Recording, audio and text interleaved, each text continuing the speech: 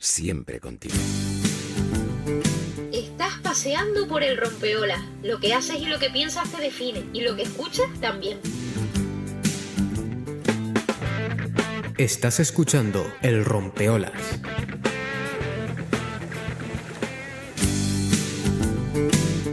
Bueno, pues nos vamos con la siguiente entrevista para que tiene el turno de la palabra y mando en plaza, como se decía antes militarmente, Elsa López, que es Premio Canarias de Literatura. Con ella vamos a hablar de un tema interesante que acaba de escribir, de que acaba de publicar en La Palma ahora, y se titula Cuando nos llegue la tarde. Antes que nada, tengo que agradecerle que haya estado esperando la entrevista un ratito, escuchando a Eros Ramazzotti, que yo creo que ella no pensaba escuchar a Eros Ramazzotti, pero que gracias a esto lo ha escuchado. Buenos días, Elsa. Buenos días. ¿Sí o no? Además me gusta mucho. Ah, vale. Pues o sea perfecto. Que acertaste. Sí, Pues acerté. Elsa, cuando nos llegue la tarde. Sí, eso es. Esa es la historia, esa es la clave. Esa es la clave. Bueno, pues tienes la palabra. Sí, bueno, yo lo que hubiera querido con ese artículo es levantar un poco la conciencia de nuestras administraciones, porque todo el tema está un poco, surge por una historia que me cuentan yendo a García, pues unos viejos amigos me dicen, ¿sabes lo que va a pasar? Que ahora, en lugar de una residencia, la gente... que ahora está sucediendo, nosotras vamos a las casas, cuidamos a los viejitos que todavía están en sus casas o viven aislados, les damos comida, los cuidamos, los tratamos. ¿Qué ocurre? Bueno, pues que ahora va a haber un acuerdo, el gobierno canario decide pasar a manos de empresas un trabajo subsidiario, es decir, estas empresas ahora se van a ocupar de las residencias de ancianos. Son ellas las que, esas empresas, ajenas al municipio. Esta era una queja del municipio en concreto, Vale. Decir, pero luego, al saber que está detrás, es un trato del gobierno con determinadas empresas, que luego, por azar, o no por azar, sino por investigación, me aclaran que son las mismas empresas de siempre, es decir, el presidente del Real Madrid tiene un montón de empresas subsidiarias que llega a acuerdo con gobiernos y autonomías para ofrecer esas empresas. Bueno, mi indignación, no porque no sea del Real Madrid, sino porque realmente me parece monstruoso que empresas ajenas a nuestro territorio, ajenas al problema de nuestro territorio, a las costumbres de nuestras gentes, vayan ahora a cuidar y proteger. A partir de ahí me entró la indignación y me salió ese artículo, que es un artículo muy dolorido, porque yo a veces me invitan a residencias de ancianos en La Palma y fuera de La Palma, en Madrid, en muchos sitios. Igual que voy a las cárceles a recitar, pues voy también a residencias de ancianos. Y veo lo que veo. Lo que pasó en Madrid, por ejemplo, y eso fue una barbaridad. Mira, las noticias de estos días, y es que siempre las noticias a veces te dan la razón, por desgracia. Muertos en residencias de ancianos. Ancianos que no estaban, me imagino que no estaban vigilados en ese momento, porque si no los coges en brazos, los sacas, pero claro, están a la mano de Dios. ¿Te refieres a lo de Madrid o te refieres a lo de ahora? No, me refiero a lo de ahora. Que voy empatando circunstancias de residencias de ancianos. Bien, lo que me da mucho miedo, a mí personalmente, y esto lo aplico a los demás ancianos que tengo alrededor, es que me cojan, me saquen de mi casa y me metan en uno de estos sitios, por muy maravilloso que sea, lleno de palmeras, paseos. Vamos a ver, la casa de uno es la casa de uno. Y lo sé por la experiencia de otros viejecitos que he entrevistado y he conocido cuando hacía mis trabajos de investigación en el norte de La Palma y en el norte de otros sitios. Los viejos no quieren irse de su casa, se aferran a su casa, a su sillón, a su lugar, a su cama incluso cuando están ya encamados. Miran alrededor y lo que ven es lo suyo. En esos sitios, por muy bonito que me lo pinten, no es lo mismo que estar cuidada, atendida o mimada, que no son la mayoría de los casos, por desgracia, por seres que tú ya conoces, seres que están a tu alrededor. Entonces, ¿qué ocurre? Pues en las residencias de ancianos tú preguntas y si te son sinceros te dicen la verdad. Llevo meses sin ver a mis hijos. Llevo años sin saber qué es de mi familia, aquí metida, aquí metido. Ahora, eso sí, también sé, también lo sé, porque he recabado esa información, que cuando mueren muchos de ellos, la familia corre a ver qué dejó en la mesilla. Si dejó la cartilla, si dejó dinero, si dejó algo que poder levantar. Mira, es tan aterrador la información que te dan en algunas residencias. Y yo quiero levantar esta llaga social para que las residencias se pongan las pilas, para que contraten a gente que sepan tratar, para que contraten a gente que tenga empatía con los viejos. Los viejos son muy difíciles, ya me incluyo, somos muy difíciles, yo lo sé. Perdemos no la cabeza, perdemos el pudor a hablar, decimos cosas que no a veces considera la gente. A mí me lo dicen mis nietos, abuelas, que no tienes filtro. Digo, no tengo filtro, ni quiero tenerlo. En este momento me ha llegado la hora de decir lo que pienso a la cara. Y os lo digo, eso a mis nietos, a mis hijos, a quien quiera oírme. Y a veces escribo como escribo, porque a mí a veces la rabia o la pasión o la tristeza me invaden y tengo que explicarlo, tengo que decir por qué estoy, por qué tengo miedo a morirme en uno de esos sitios. ¿Por qué? Porque lo sé, porque he recorrido casas, residencias y la memoria de ancianos que me dicen, ay Elsa. Llevo aquí solo meses sin que venga a verme nadie. Eso en las residencias, cuando voy a leerles poemas y les voy a hablar ¿de qué les vas a hablar? Pues del amor universal, y se ríen, porque claro, el amor universal, si llevan ahí años y no ha ido a verles ni un hijo, ni un sobrino, ni un Dios. Eso es aterrador. A mí me encanta que hayas hablado de eso. Es que me encanta porque parece que es un tabú, que tenemos una basura metida dentro de debajo de la alfombra y no se habla. Nadie habla de eso. Y luego nadie habla. Nadie habla porque yo entiendo que en un momento determinado pues no tienes medios, no tienes con quién dejar a tu padre o a tu abuela, porque tienes que irte a trabajar a las 7 de la mañana y volver a las 5 de la tarde.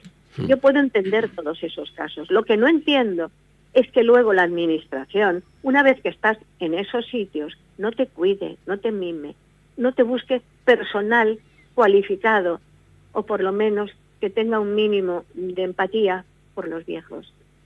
El sistema falla porque en la definición que tú comentaste al principio, que hablaba de cerca de los tuyos, pero cerca de los tuyos tú comentabas cerca de tu familia, cerca de tu cama, cerca de tu mesa de noche y cerca de tu cuarto y tu historia, ¿sabes? Entonces la sociedad tiene que ir precisamente por ahí, ¿no? Digo yo. Claro.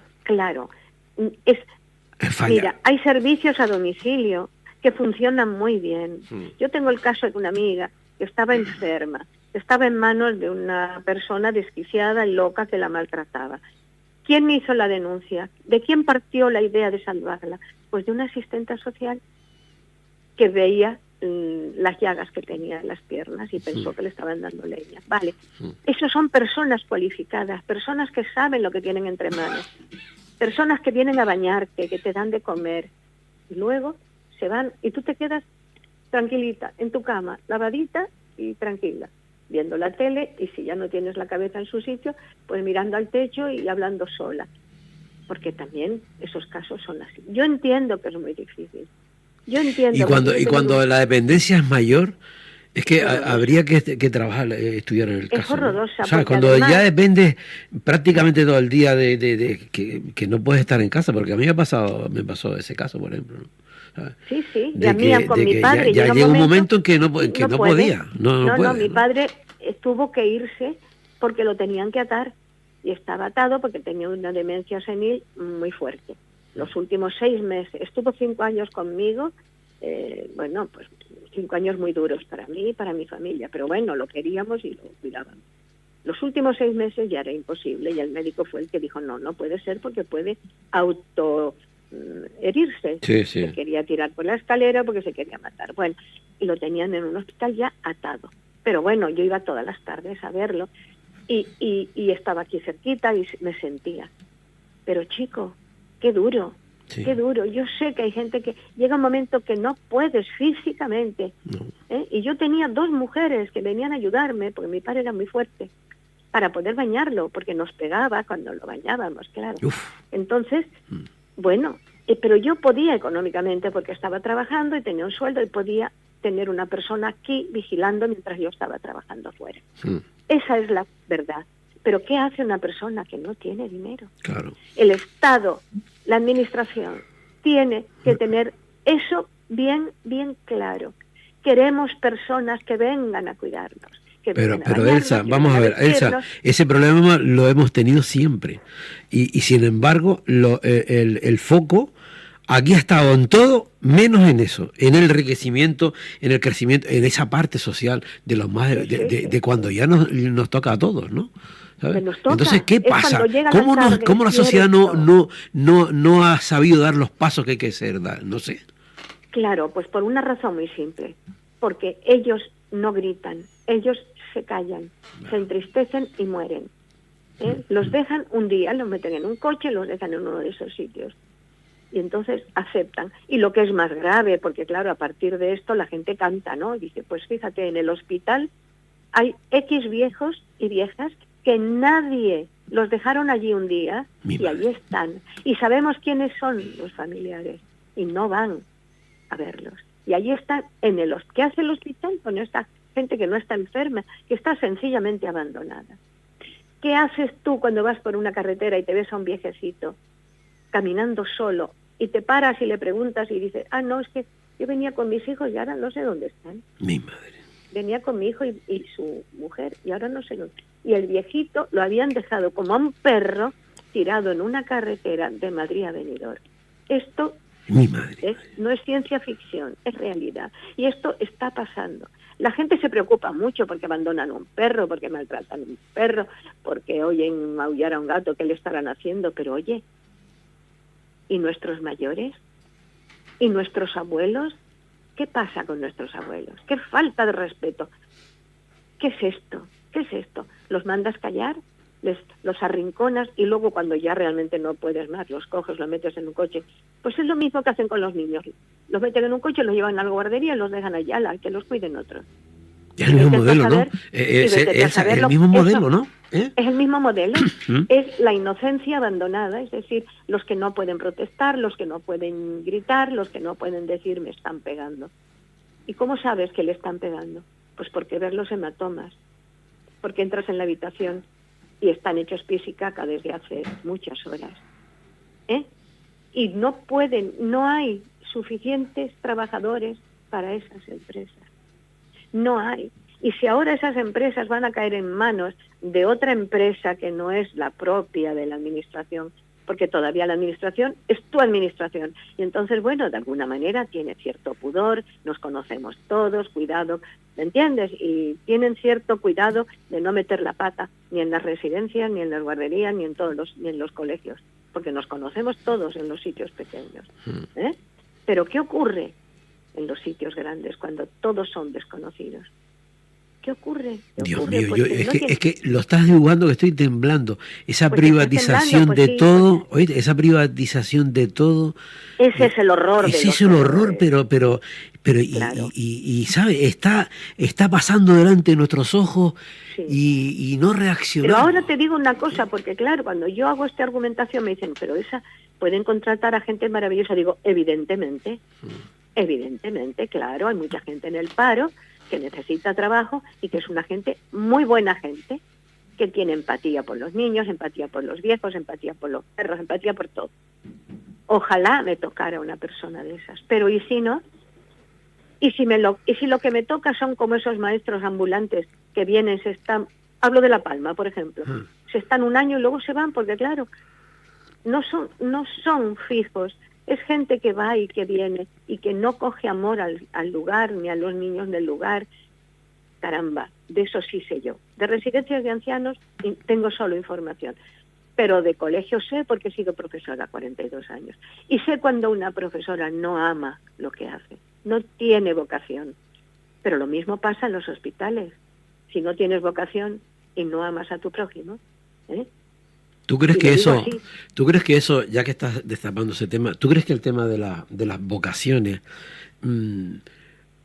se ha vivido de una manera hasta ahora y ahora parece que es de otra? No, antes yo creo que las vocaciones se siguen teniendo. Las vocaciones se siguen teniendo, ¿eh? Yo conozco gente muy enamorada de su profesión, médicos que se entregan con el cuerpo y con el alma. Pero muchos médicos que te dicen ahora, o maestros que te dicen ahora, ya no es lo que es, todo es mundo burocrático, no se puede tal, tenemos todos este problema. Papeles, es decir, que lo que había papeles y no sé qué, o sea que todo eso, yo creo que ha ido limando todo lo que es o sea que las grandes ganas que podías tener, la ilusión y tu vocación, pues yo creo que el propio sistema te la ha ido borrando. De alguna y eso manera les desinfla a los profesores y desinfla a los médicos. ¿Tú sabes lo que es un hospital que viene un médico cada no sé qué? O que te tienes que ir en un helicóptero cuando tienes un infarto porque no tienes quien te cure y te pasa en un helicóptero y te da otro infarto, claro, volando, a mí por lo menos me daría. Entonces, ¿qué pasa? ¿Qué pasa? Por ejemplo, con las islas, llamémosle, iba a decir menores, pero me da mucha rabia, las islas más pequeñas o las islas que dependen de otra isla mayor que las domina y controla y no le da lo que necesita, porque esto es así y me quejo públicamente de que es así. ¿Dónde están los profesores, las aulas? ¿Dónde están los médicos para La Palma? Y esto lo llevas ya, pues entramos ya en el terreno del que estábamos hablando.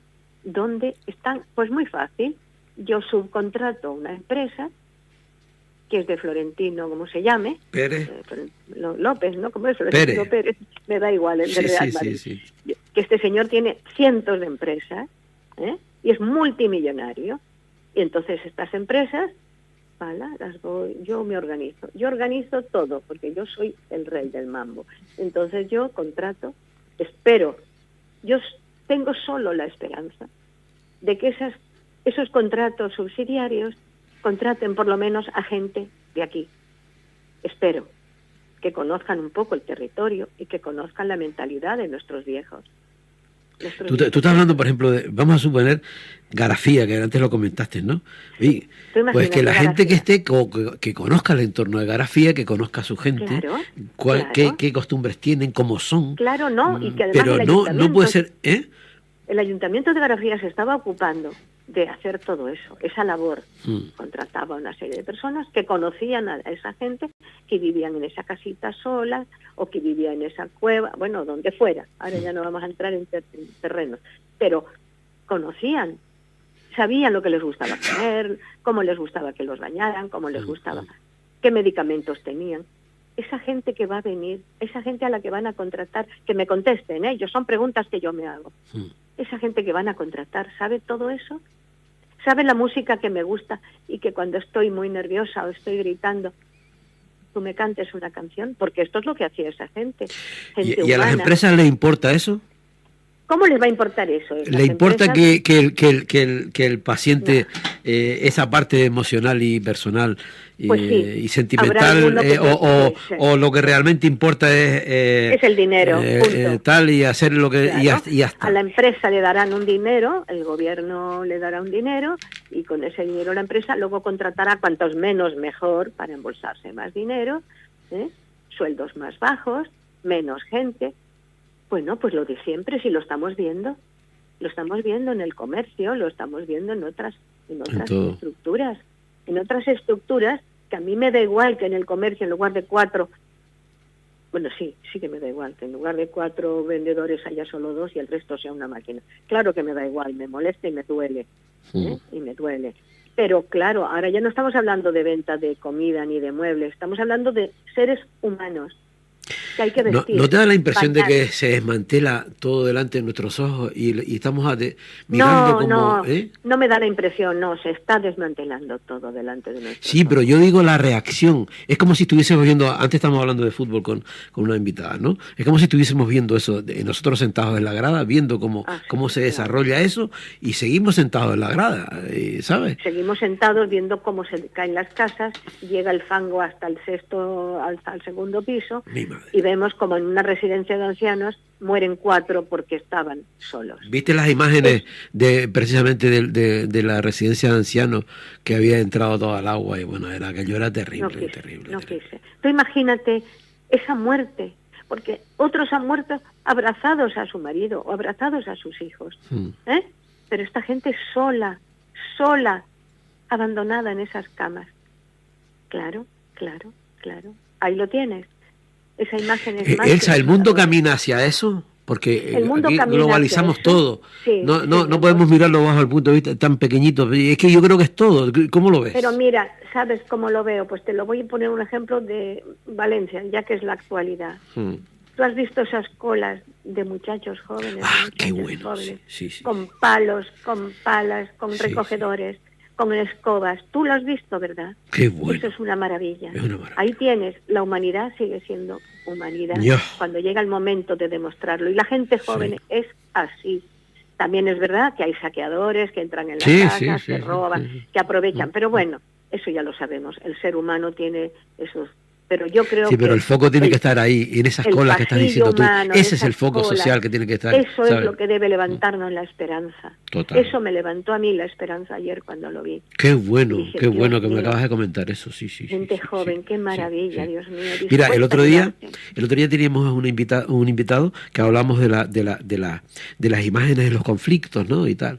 Y entonces dentro de las imágenes de los conflictos, que siempre tenemos las imágenes fotográficas del desastre, de todo tal. Sin embargo, había una calle que era todo destruido por completo y unos niños jugando a la pelota, ¿no? De aquella imagen de la vida, ¿no? De esa flor que tú estás diciendo que está saliendo ahora, de esa imagen, ¿no? ¿Sabes? Sí.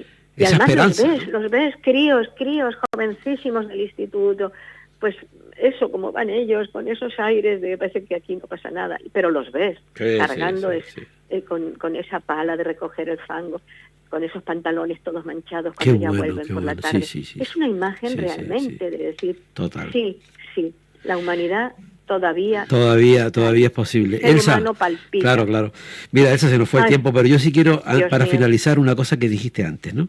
Que sí me gustaría recalcar. ¿Por qué uno, cuando tu nieto te dice, abuela, tú no tienes filtro?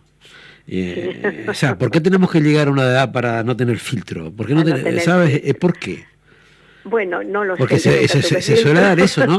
Que ya te da lo mismo, ¿sabes? Dice lo que quiere y se acabó. Porque me da... Claro, pero llegas a una edad que dices, anda ya. Yo que lo he vivido, que he visto tanto, que sé más por viejo que por diablo, voy a hablar. Claro que voy a hablar. Se les tapa la boca muchas veces, pero tú siéntate con una viejita o un viejito tranquilamente y déjale que hable. Verás lo que aprendes. Qué bueno. Elsa, un beso, gracias por haber estado con nosotros un rato. Gracias a usted. Chao, gracias, chao. Adiós, chao.